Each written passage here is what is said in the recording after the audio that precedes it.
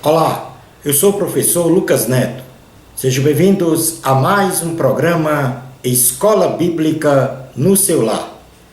Hoje nós vamos estudar a lição de número 3, que tem como título Não terá outros deuses.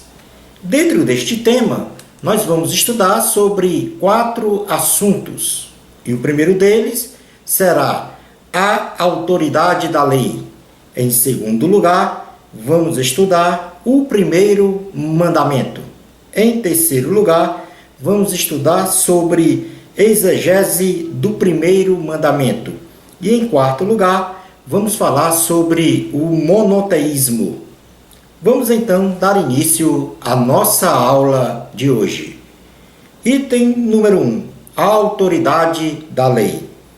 Podemos destacar duas condições básicas para preconizarmos a autoridade da lei. Em primeiro lugar, os 10 mandamentos, num primeiro momento, eles foram proferidos pela voz de Deus ao povo de Israel. E num segundo momento, foram escritos pelo próprio dedo de Deus em 2 tábuas, e por ordem expressa verbal do Senhor, estas foram colocadas no interior da Arca da Aliança, para demonstrar a sua universalidade e origem genuína em Deus. Então vamos fazer uma leitura em Êxodo capítulo 40, versículos 16 a 21, que mostra-nos que esta arca, estas tábuas estavam colocadas dentro da arca. Diz assim: E tudo fez Moisés, segundo o Senhor lhe havia ordenado. Assim o fez. No primeiro mês do segundo ano, no primeiro dia do mês, se levantou o tabernáculo. Moisés levantou o tabernáculo e pôs as suas bases, e armou as suas tábuas, e meteu nele as suas vergas, e levantou as suas colunas. Estendeu a tenda sobre o tabernáculo, e pôs a coberta da tenda por cima, segundo o Senhor ordenara a Moisés. Tomou o testemunho, e o pôs na arca, e meteu nos varais, na arca, e pôs o propiciatório em cima da arca. Introduziu a arca no tabernáculo e pendurou o véu do reposteiro, e com ele cobriu a arca do testemunho, segundo o Senhor ordenara a Moisés. Na carta aos Hebreus, capítulo 9, nós também temos uma alusão à colocação das tábuas da lei no interior da arca. Então, diz assim a palavra do Senhor, carta aos Hebreus, capítulo 9, versículos 1 a 5. Ora, a primeira aliança também tinha preceitos de serviço sagrado e o seu santuário terrestre. Com efeito, foi preparado o tabernáculo, cuja parte anterior, onde estavam o candeeiro e a mesa e a exposição dos pães, se chama o santo lugar.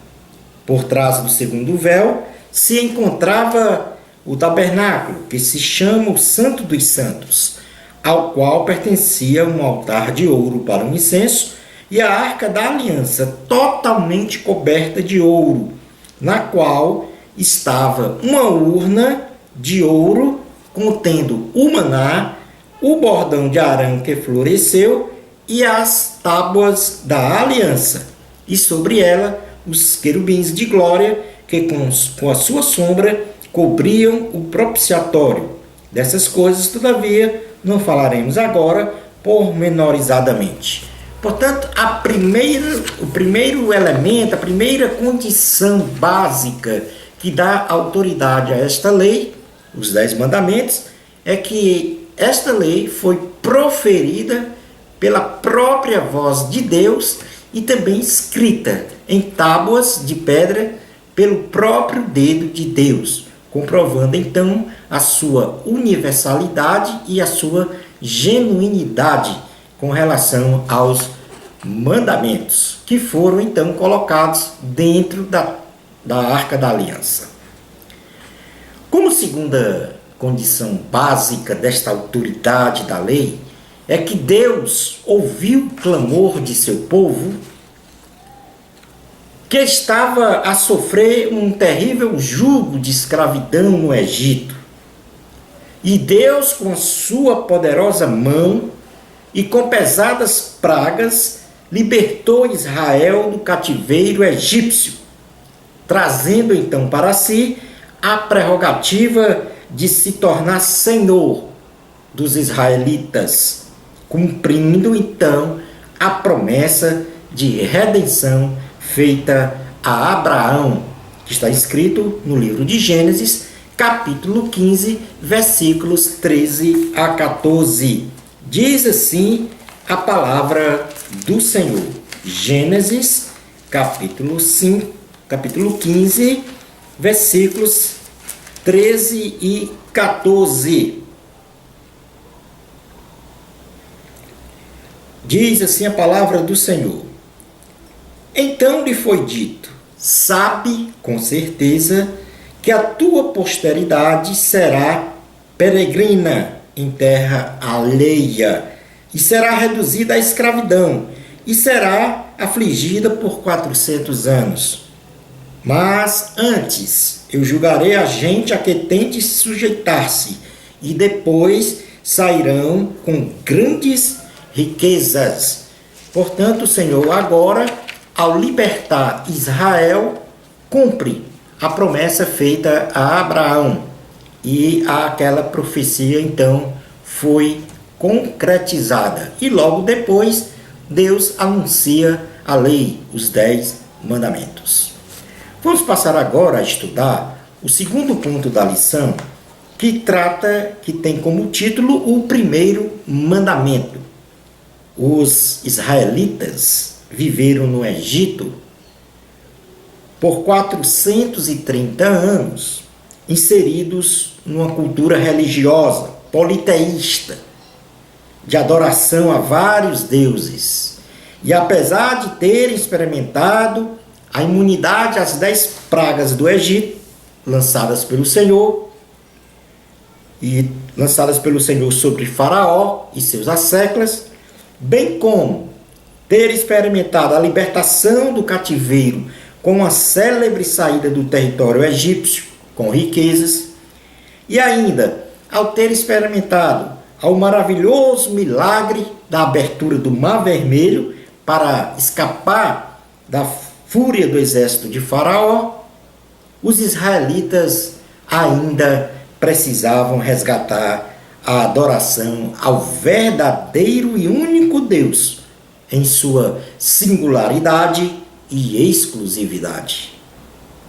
Neste contexto, no deserto do Sinai, Deus convoca todo o povo de Israel a fazer uma aliança com ele, através de um concerto, onde preponderantemente anuncia o decálogo, as 10 palavras, também conhecida como os 10 mandamentos, trazendo como o primeiro destes mandamentos a seguinte ordem: não terás outros deuses diante de mim, tipificando então a existência de um só Deus verdadeiro. Vamos fazer uma leitura em Êxodo capítulo 19, versículos 1 a 9, que trata exatamente desta aliança e também do anúncio dos 10 mandamentos. Mais especificamente, nós vamos fazer a leitura apenas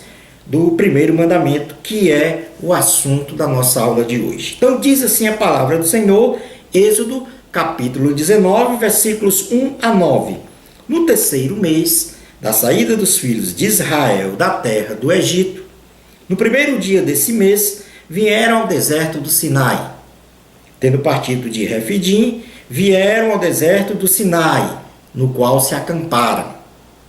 Ali, pois se acampou Israel em frente do monte. Subiu Moisés a Deus, e do monte o Senhor o chamou e lhe disse: Assim falarás à casa de Jacó, e anunciarás aos filhos de Israel: Tendes visto o que fiz aos egípcios? Como vos levei sobre as asas de águia, e vos cheguei a mim. Agora, pois, se diligentemente ouvirdes a minha voz, e guardardes a minha aliança, então sereis a minha propriedade peculiar dentre todos os povos, porque toda a terra é minha. Vós me sereis reino de sacerdotes e nação santa. São estas palavras que falarás aos filhos de Israel. Veio Moisés, chamou os anciãos do povo e expôs diante deles todas estas palavras que o Senhor lhe havia ordenado. Então o povo respondeu a uma: Tudo que o Senhor falou, faremos. E Moisés relatou ao Senhor as palavras do povo. Disse o Senhor a Moisés: Eis que virei a ti numa nuvem escura, para que o povo ouça quando eu falar contigo, e para que também creiam sempre em ti, porque Moisés tinha anunciado as palavras do seu povo ao Senhor. Portanto, aqui o povo concorda com esta aliança e promete fazer tudo que o Senhor mandar. Então o Senhor anuncia em Êxodo capítulo 20, versículos 1 a 3, o seguinte: Então falou Deus todas estas palavras: Eu sou o Senhor teu Deus, que te tirei da terra do Egito, da casa da servidão. Não terás outros deuses diante de mim. Prefigurando então aí o primeiro mandamento.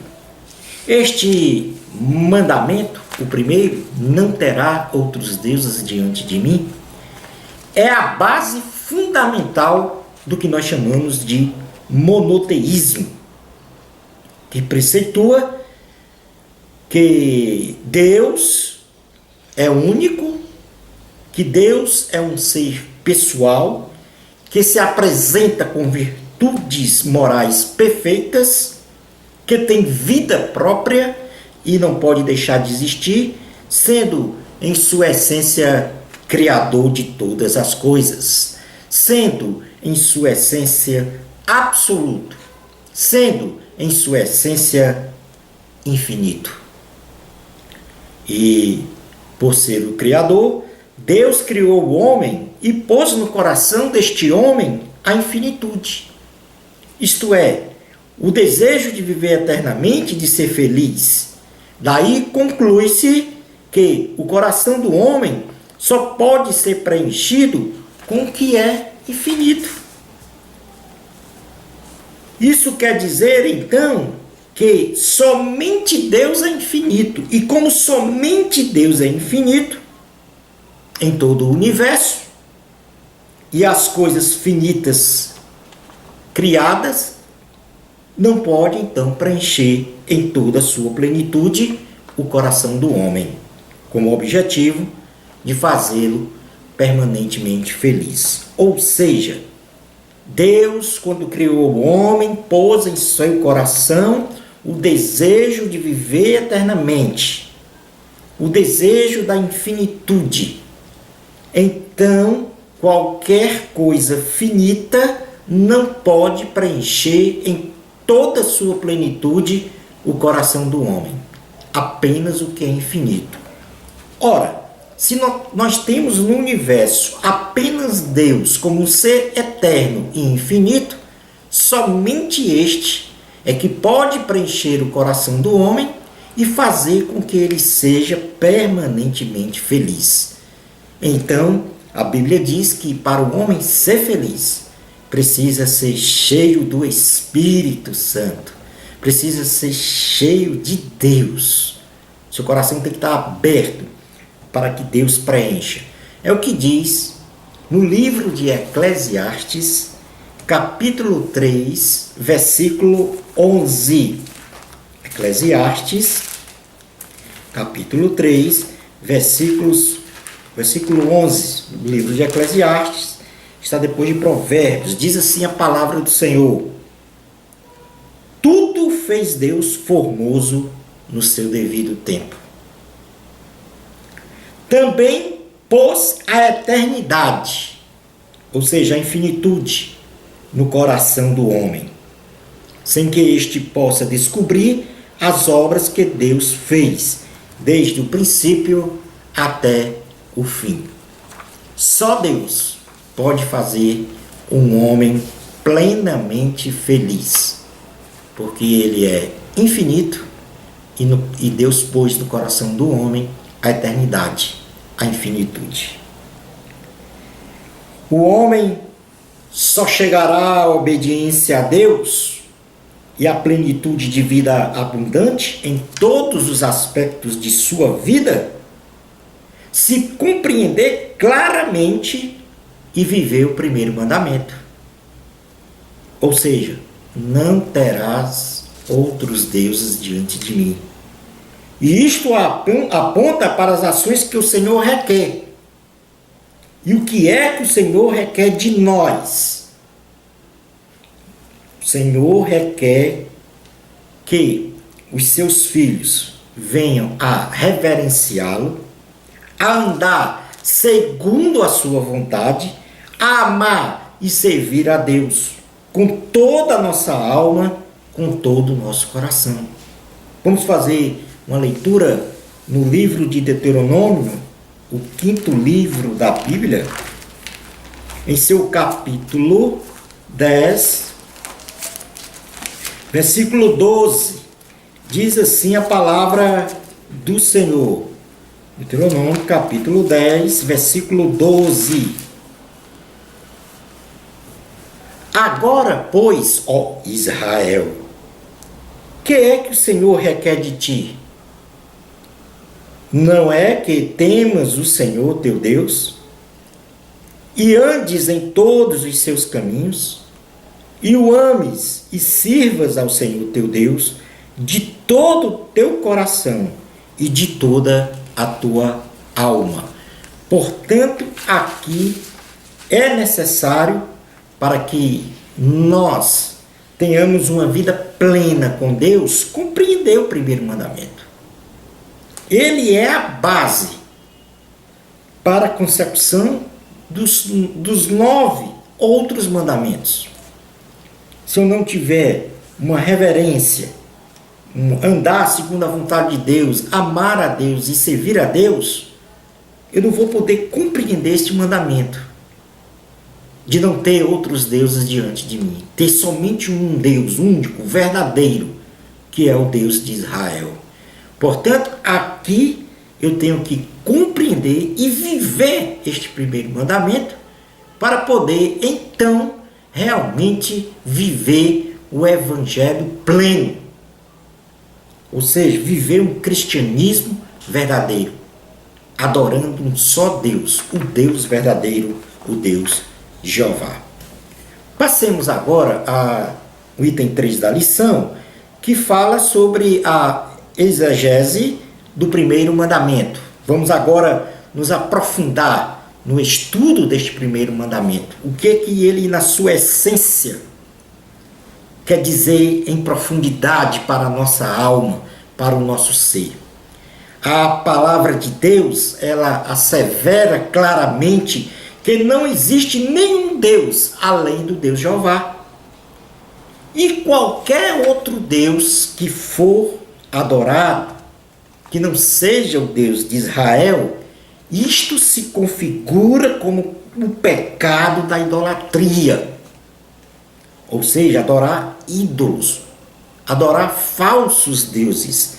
Vamos fazer uma leitura no livro de Isaías, em seu capítulo 45, versículos 5 a 6.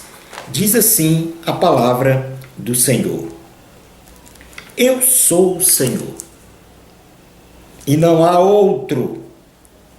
Além de mim não há Deus. Eu te cingirei ainda que não me conheces, para que se saiba até o nascente do sol e até o poente que além de mim não há outro. Eu sou o Senhor e não há outro. Então, observe que aqui a palavra do Senhor fala da forma mais clara que não existe outro Deus a não ser o Deus Jeová, que deve ser adorado, reverenciado, amado e servido. E se não amamos ao Deus verdadeiro, ou seja, amamos a outro Deus ou falso Deus, nós estamos cometendo o pecado da idolatria e estaremos então em condenação eterna. A sociedade odierna, a sociedade de nosso tempo, ela está literalmente imersa no culto e adoração a falsos deuses. E nós podemos destacar enfaticamente 3 deles como principais, ou como origem de adoração aos falsos deuses. O primeiro deles é o deus Mamon, o dinheiro. O segundo, o deus Eros, do sexo ilícito. E o segundo, e o terceiro, melhor dizendo, o deus Pluto, poder e ostentação. Estes 3 deuses, eles são muito reverenciados nos canais de mídias, onde a gente pode mencionar a televisão, a imprensa falada e escrita, a internet, as redes sociais. Eles são muito reverenciados nas escolas, nos trabalhos, nas repartições, enfim, no seio da sociedade como um todo. O deus Mamon, dinheiro, o deus Eros, sexo ilícito, e o deus Pluto, poder e ostentação. Ora, estes falsos deuses, assim como o diabo em sua essência, eles trabalham para matar, roubar e destruir vidas, destruir famílias, destruir casamentos, destruir sonhos, destruir projetos, destruir a saúde, o patrimônio das pessoas e etc, etc, etc. Sempre no plano de destruição. João capítulo 10, versículos 10, a parte A, versículo 10, a parte A, fala dessa missão destruidora de Satanás, das hostes infernais, destes falsos deuses. Então diz assim, João 10, 10, na parte A da lição, ou do versículo, melhor dizendo. O ladrão vem somente para roubar, matar e destruir. Leia-se aí o ladrão, as hostes infernais, os demônios, Satanás. Estes falsos deuses.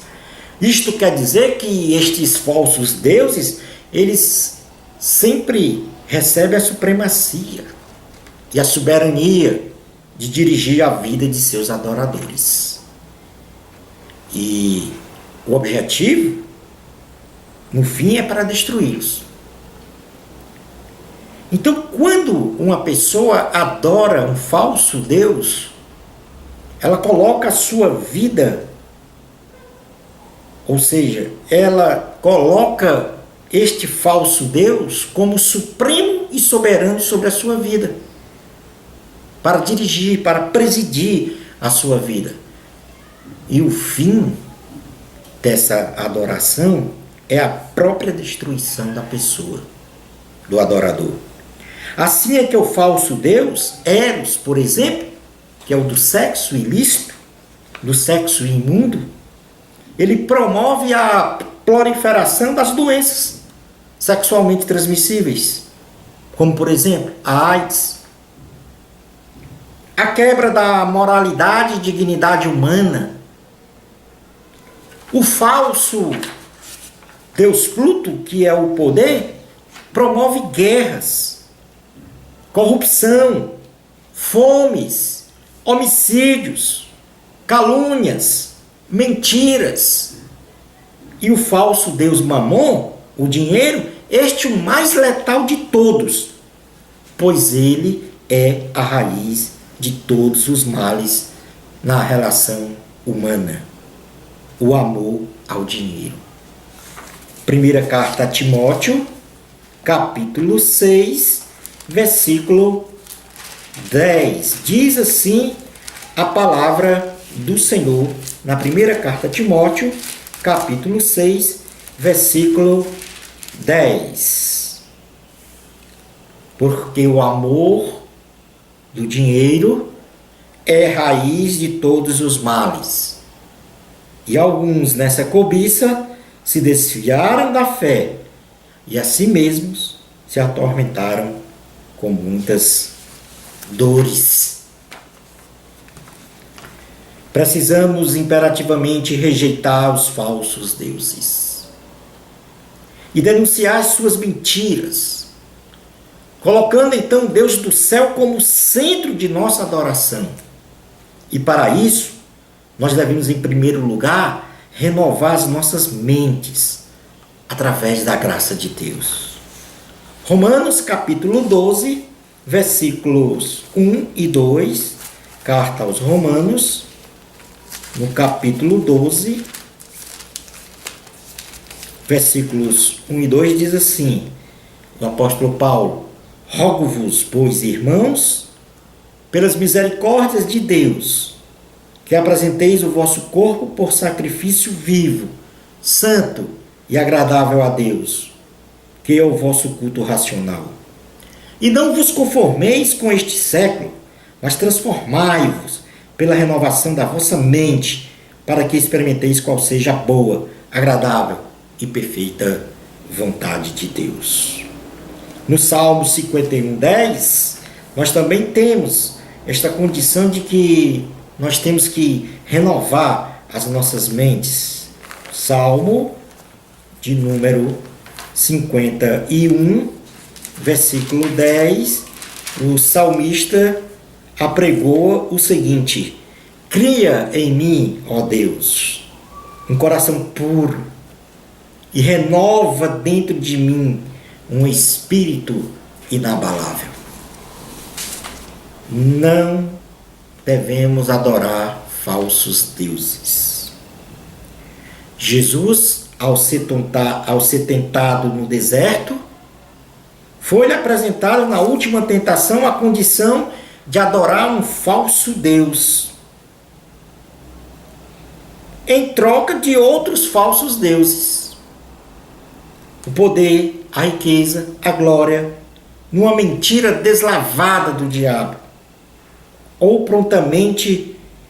onde prontamente o Senhor Jesus, pela palavra de Deus, rejeitou a oferta e respondeu que a adoração e serviço só deve ser prestado ao Deus verdadeiro.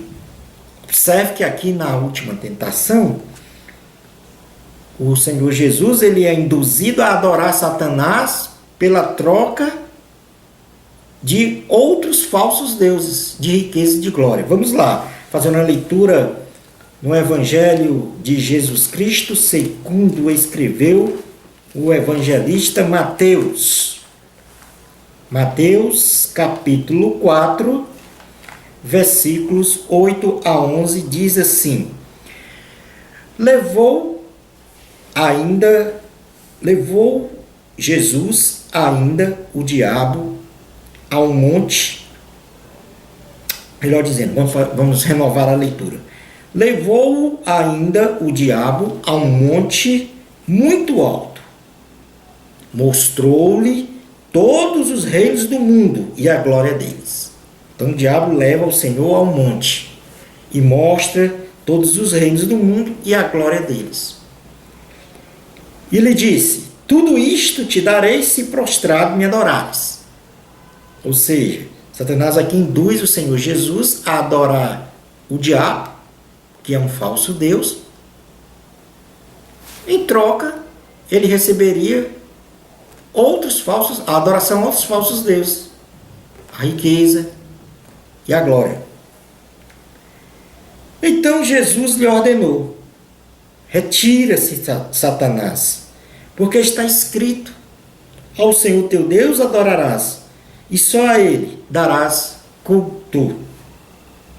Com isto deixou o diabo, e eis que vieram anjos e o serviram. Portanto, o Senhor responde com a palavra, dizendo que a adoração deve ser dada somente ao Deus verdadeiro. Esta exegese nos remete, então, à compreensão do primeiro mandamento dado, com mais profundidade, que é o de não terás outros deuses diante de mim. E esta exegese que nós fizemos, de uma forma resumida, nos dá os seguintes ensinamentos. Em primeiro lugar, Deus deve ser soberano sobre as nossas vidas. Não querendo que Ele haja, Deus haja segundo os nossos pensamentos. Ele tem que ser soberano na nossa vida e nós não devemos fazer com que Ele haja, ou querer com que Ele haja segundo o que nós pensamos, mas sim com o que Ele pensa. Em segundo lugar, Deus deve ter a primazia em tudo que formos fazer, sendo então a vontade de Deus prioritária frente às nossas vontades. Então a primazia é de Deus. A vontade de Deus é que tem que ser satisfeita em primeiro lugar. E isso até frente às nossas vontades, frente aos nossos interesses.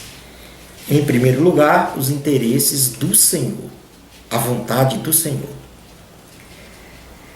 Em terceiro lugar, Deus deve ser o Senhor das nossas vidas, pois se Ele não estiver em primeiro lugar em tudo, nós seremos meramente religiosos, tentando então aí cumprir regras morais, sem a graça e o poder de Deus.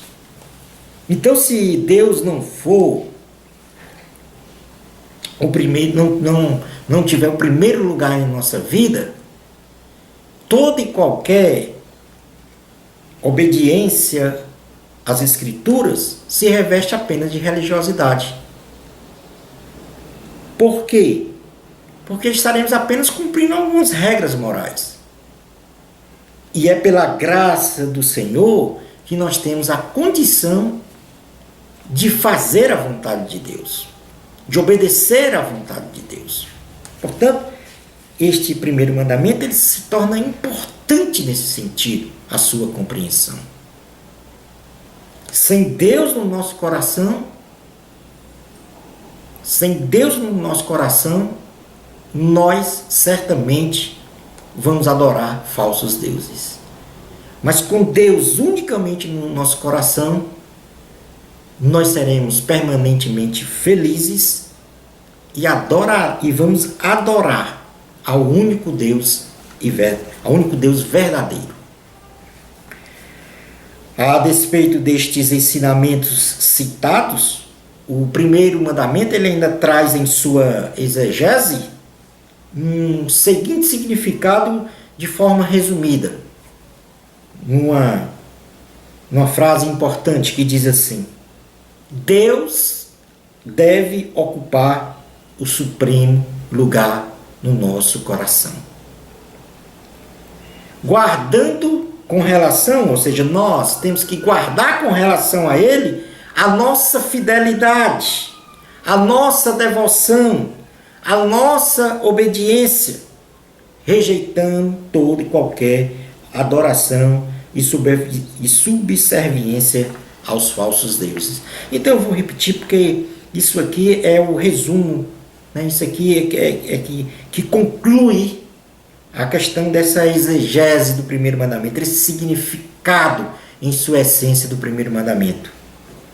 Deus deve ocupar o supremo lugar no nosso coração, guardando com relação a Ele a nossa fidelidade, a nossa devoção e a nossa obediência, rejeitando toda e qualquer adoração e subserviência aos falsos deuses. Vamos falar agora sobre o último tópico da lição, que trata do monoteísmo e da Santíssima Trindade. Vamos então primeiro definir o que é monoteísmo. A etimologia da palavra monoteísmo é oriunda do grego monos, que significa único, e theos, que significa Deus. E aí nós estaremos consolidando essa definição, esse ensinamento de que existe um só Deus. Por isso chamamos de monoteísmo.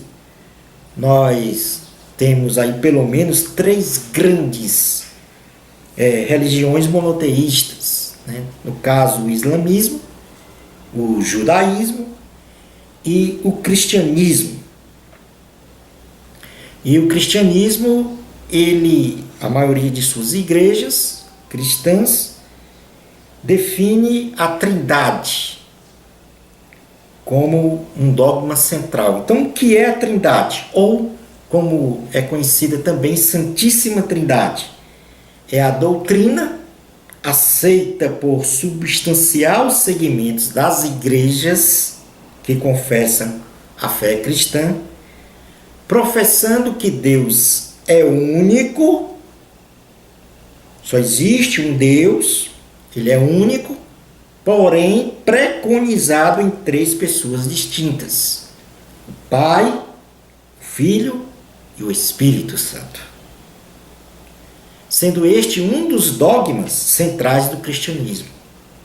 Porém, é considerado como um mistério, porque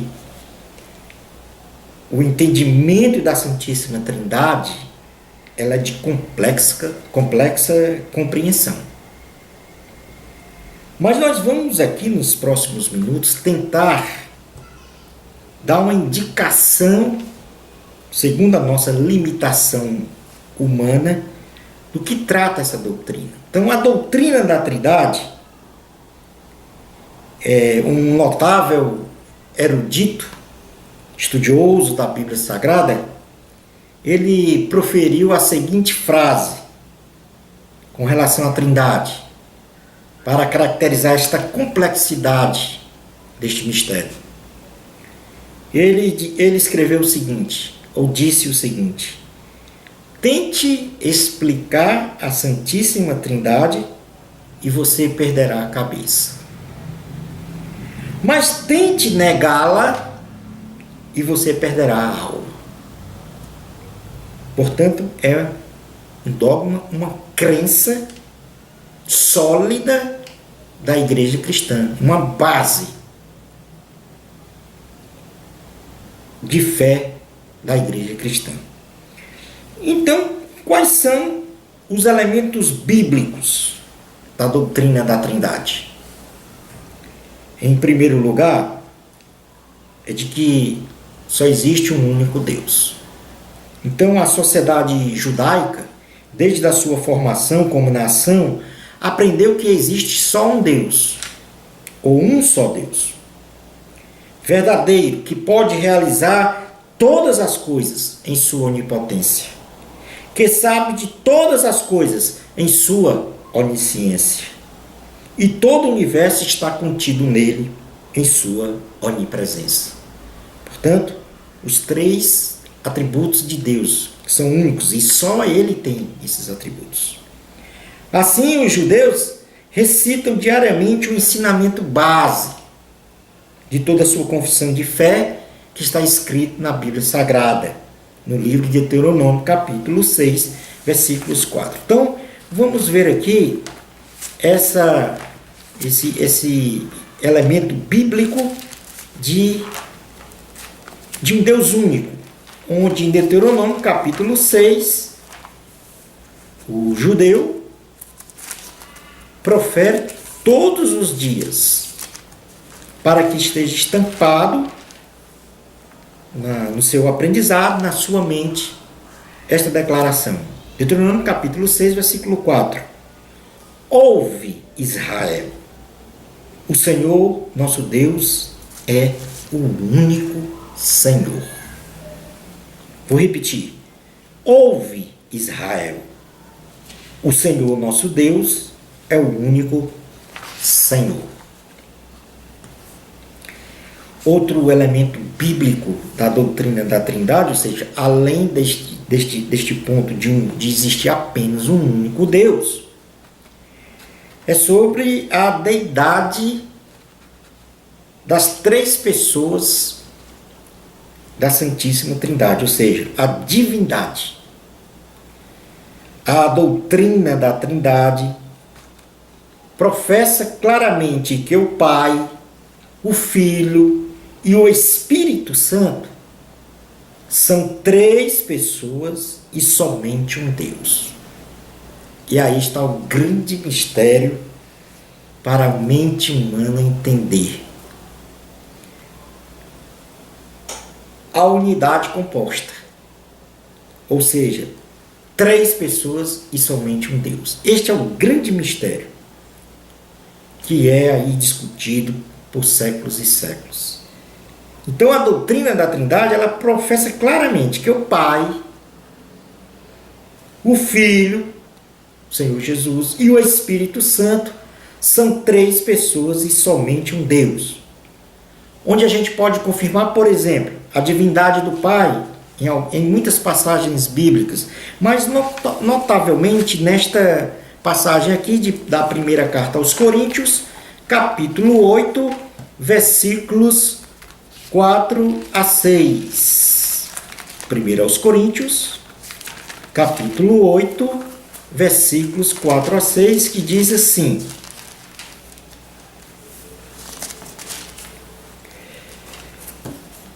no tocante à comida sacrificada a ídolos, sabemos que o ídolo de si mesmo nada é no mundo, e que não há senão um só Deus.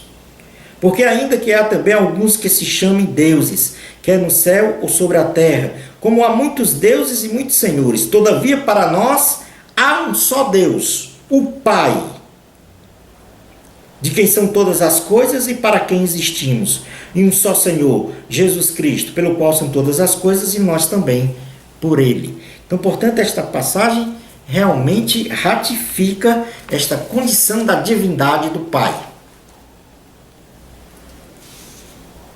Na carta aos Filipenses, capítulo 2, versículos 5 a 11, nós vamos ter também aqui uma alusão à divindade do Filho, Jesus Cristo, como sendo um Deus. Carta aos Filipenses, capítulo 4, melhor dizendo, capítulo 2, versículo 5 a 11. Diz assim a palavra do Senhor: tende em vós o mesmo sentimento que houve também em Cristo Jesus.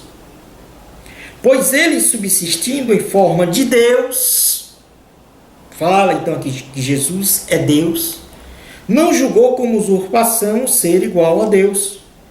Antes a si mesmo se esvaziou, assumindo a forma de servo, tornando-se em semelhança de homens e reconhecido em figura humana. A si mesmo se humilhou, tornando-se obediente até a morte, morte de cruz, pelo que também Deus o exaltou sobremaneira e lhe deu um nome que está acima de todo nome, para que ao nome de Jesus se dobre todo o joelho nos céus, na terra e debaixo da terra, e toda língua confesse que Jesus Cristo é o Senhor, para a glória de Deus Pai. Portanto, nós temos aqui também uma confirmação da divindade de Jesus. E por último, a divindade do Espírito Santo também, que nós podemos ler em um trecho da Bíblia, no livro de Atos dos Apóstolos, em seu capítulo 5, versículos 3 a 5, que diz assim, Atos, capítulo 5, versículos 3 a 5. Então disse Pedro: Ananias, por que encheu Satanás o teu coração? Para que mentisses ao Espírito Santo, reservando parte do valor do campo? Conservando, porventura, não seria teu, e vendido não estaria em teu poder? Como, pois, assentastes no coração este desígnio? Não mentiste aos homens, mas a Deus. Então agora aqui ratifica a divindade do Espírito Santo. O Espírito Santo como um Deus. Ouvindo estas palavras, Ananias caiu e expirou, sobrevindo grande temor a todos os ouvintes. Portanto, o segundo elemento bíblico da doutrina da Trindade é a divindade das três pessoas da Santíssima Trindade. Então, primeiro, só existe um Deus. Em segundo lugar, a divindade das três pessoas que formam a Santíssima Trindade: Pai, Filho e Espírito Santo. Ou seja, a mesma substância. E o terceiro elemento desta doutrina é a triunidade. E o que quer dizer isso, a triunidade? A triunidade fala que algumas referências bíblicas nos remete a concluirmos que existe uma triunidade entre o Pai, o Filho e o Espírito Santo. Sendo esta unidade destas três pessoas materializada de complexo entendimento. Ou seja, esta unidade composta, para o nosso limitado entendimento, é complexo. De nós entendemos como a existência de três pessoas e um único Deus, como base da Santíssima Trindade. Porém, esta triunidade, ela é verdadeira, porque a Bíblia indica isso. Ela é substancial e ela é registrada nos textos bíblicos. Então, por exemplo, na primeira carta de João, em seu capítulo 5, fala dessa triunidade. Diz assim, primeira carta de João, capítulo 5, versículo 7, diz assim: pois há três que dão testemunho: no céu, o Pai, a Palavra e o Espírito Santo. E estes três são um. Então aqui caracteriza a triunidade. Os três são um. Temos também em Gênesis capítulo 1, versículo 26, uma posição de pluralidade, mas ao mesmo tempo de unidade. Ou seja, é o que nós chamamos de unidade composta. Gênesis capítulo 1, versículo 26, por ocasião da criação, disse assim: também disse Deus, façamos, no plural, o homem à nossa imagem, conforme a nossa semelhança. Tenha ele domínio sobre os peixes do mar, sobre as aves do céu, sobre os animais domésticos, sobre toda a terra e sobre todos os répteis que rastejam pela terra. Então, façamos. Caracteriza uma unidade composta. Também disse Deus, façamos. Uma unidade composta. Um único Deus, três pessoas: Pai, Filho e Espírito Santo. No livro de Isaías, capítulo 6, versículo 8, nós também temos uma passagem importante com relação a essa triunidade. 6:8 diz assim a palavra do Senhor: depois disto ouvi a voz do Senhor, que dizia: a quem enviarei? E quem há de ir por nós? Disse eu: eis-me aqui, envia-me a mim. Então, a quem enviarei e quem há de ir por nós? Pronome pessoal aqui do plural. Primeira pessoa do plural, significando então que há aqui uma triunidade: Pai, Filho e Espírito Santo. Existe na Bíblia Sagrada alguns escritos que denotam a associação direta das três pessoas da Trindade. E apenas um Deus, a quais nós podemos citar nessas passagens, por exemplo, Mateus, capítulo 28, versículo 19 a 20, diz assim a palavra do Senhor. Mateus, capítulo 28, versículos 19 a 20.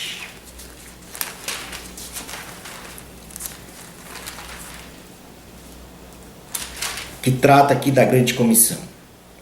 Ide, portanto, fazei discípulos de todas as nações, batizando-os em nome do Pai, do Filho e do Espírito Santo, ensinando-os a guardar todas as coisas que vos tenho ordenado.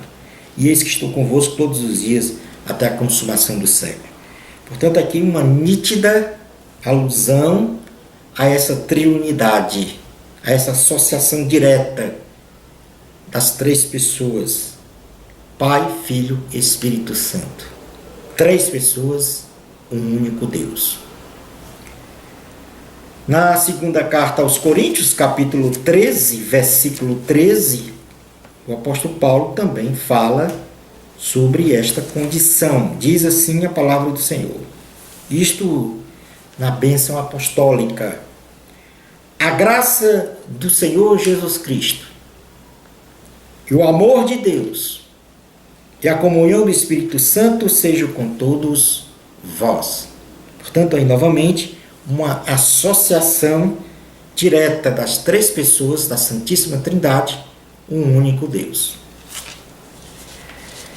Vamos falar agora sobre alguns princípios elementares desta doutrina, como eu já falei, de complexa compreensão. Ela realmente extrapola o raciocínio lógico da mente humana. A doutrina da Trindade não aparece expressamente nas páginas da Bíblia Sagrada, mas as linhas da Escritura formulam fortes indicações dos seguintes princípios da Santíssima Trindade. Ou seja, a doutrina da Trindade realmente ela não está expressa de forma clara na Bíblia. Ela apenas dá esses indicativos que nós mencionamos aqui. Estes elementos, por exemplo, de um único Deus, da divindade das três pessoas que compõem a Santíssima Trindade e da triunidade, da associação dos três. Então são indicativos da doutrina da Trindade. E dentro destas indicações, destes princípios, nós podemos aí novamente dizer que Deus é um e não vários. Então não existe vários deuses, existe somente um. A apresentação de uma única divindade em substância e de forma igualitária das três pessoas. Há na Bíblia a apresentação de uma única divindade em substância e de forma igualitária das três pessoas, Pai, Filho e Espírito Santo. E há também como terceira indicação que Pai, Filho e Espírito Santo são eternos. Portanto, tem a mesma essência. E não há nesta essência nenhum grau de inferioridade nem de superioridade entre Pai, Filho ou Espírito Santo.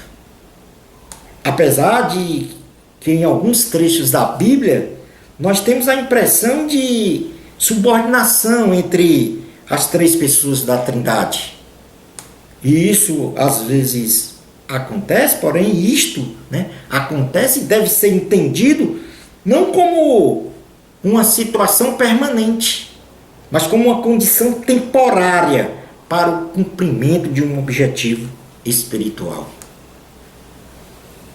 Apesar das indicações claras na Bíblia e das tentativas de explicação sobre a Santíssima Trindade, coisa que até então eu tenho me esforçado para explicar neste momento,